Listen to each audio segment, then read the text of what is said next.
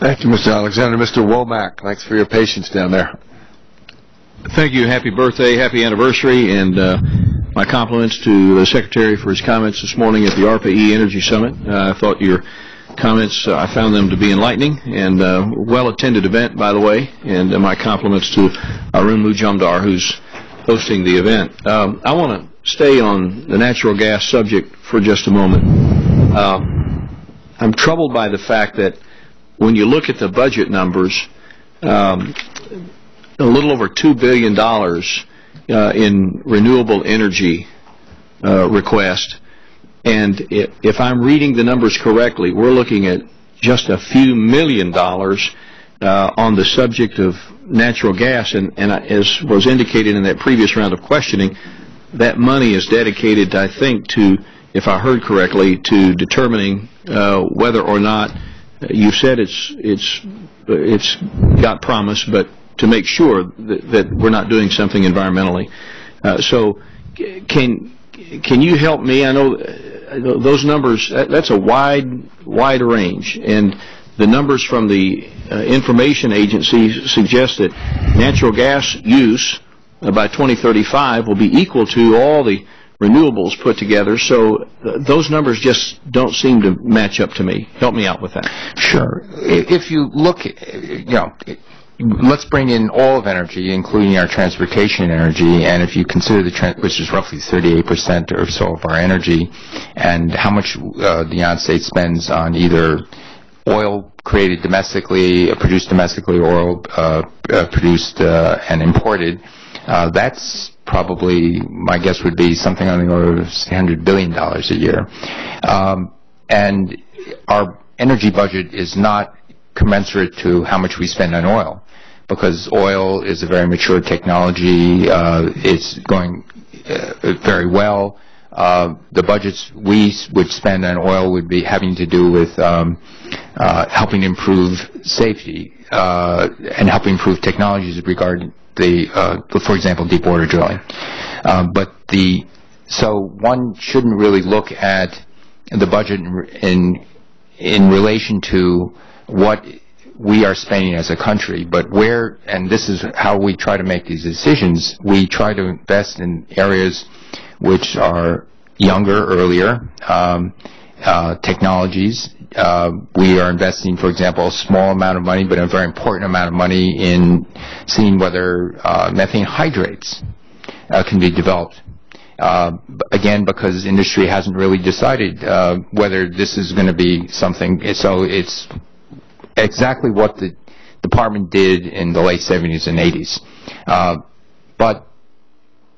So what we try to do is invest in things where we think the taxpayers have the most leverage and can push the technologies forward in these various areas. And right.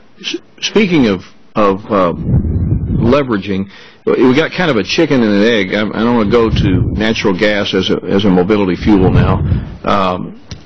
And I listened with a lot of interest to Mr. Fred Smith this morning from FedEx on the use of gas, natural gas in their fleet.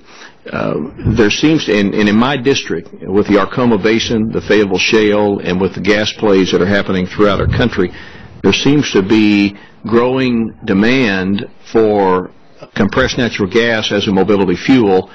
However, chicken and egg, we don't have the infrastructure to support it. So how is DOE involved in helping us get to the level where that readily available resource can be put to good use? Right. Excellent question. First, I agree completely with Fred Smith about his assessment of liquefied natural gas and heavy trucking. A couple hundred filling stations on major interstates. And that's a significant part of our transportation energy use. It's 20%. You can offset a lot of that. We looked at the numbers. It looks very promising.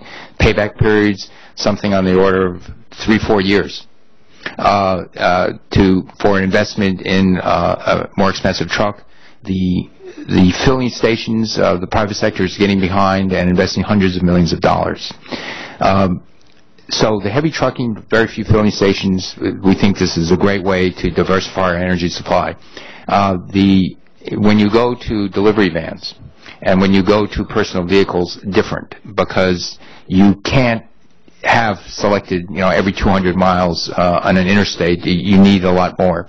So we think that compressed natural gas is the solution. However, we need better storage. You either have a very expensive tank at a very high pressure, a carbon fiber tank, or you have a very heavy tank, which is really not considered an option, like a scuba tank. And so what we have done in looking at this is the best thing we feel the Department of Energy can do, and we're putting out this announcement for funding opportunity, is to do two types of research. One, to decrease the tank costs. So it's not an additional, 1/4 to 1 extra in the vehicle. So you can use compressed natural gas, which we have more readily available infrastructure. And the other is to actually look at research where you can have the gas adsorbed in a material in the tank. So you have the same storage capacity. I've got to interrupt here. If you could just finish your sentence. And all right. We're going to move on to Mr. Nunley. So again, it's a technological solution. If we didn't do this, again, we all float a lot more, and we'd be very thrilled by that. Thank you, Mr. Secretary.